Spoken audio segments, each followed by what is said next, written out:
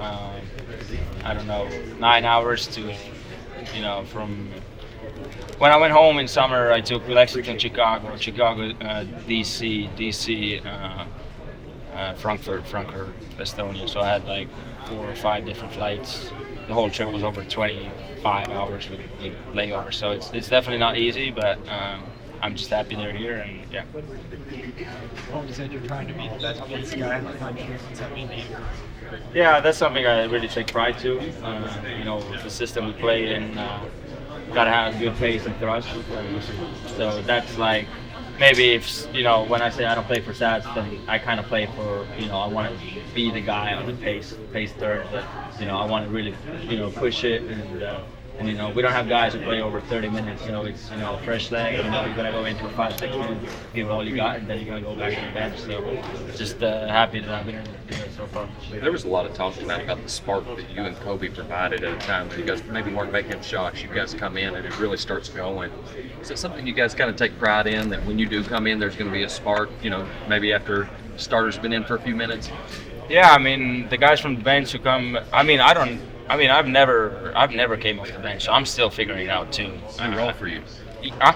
It's a new role. Yeah, 100%. So it's I feel like I did a better job today than I did my first game, so it will come overhand. But obviously, yeah, the bench guys usually got to kind of bring some kind of different look to the game, and I think that's what me and Kobe are doing with the first sub today. So. How hard is that adjustment coming off the bench? I'm thinking of like Trent and Travis who are playing every game to a few minutes at the beginning. Yeah, I mean it's for sure it's a little adjustment, but I knew coming in here that that's probably going to be the case. I didn't have to think twice about it. In the end of the day, it's basketball.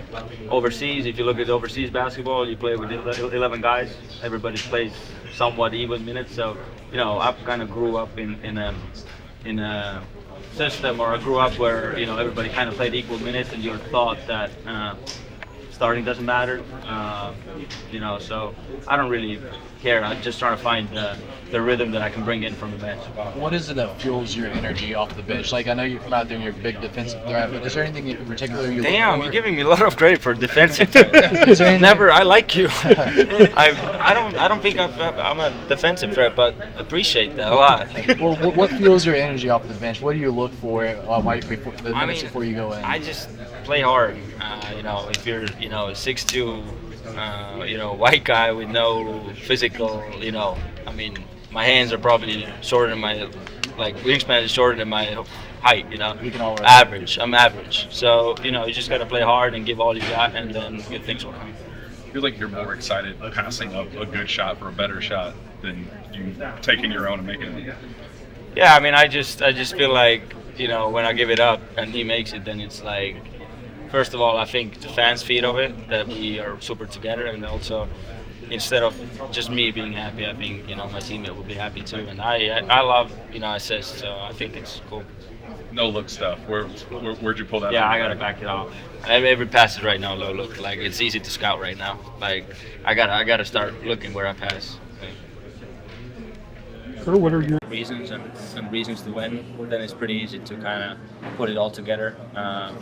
Nobody's really thinking about next year or going to the league or etc. So it's everybody's trying to make the right play for the team and play for each other. And if you do that, then it's pretty fun way to play basketball. Have you ever played with this many shooters on the court? No, I don't think, because we have really everybody. BG taking threes.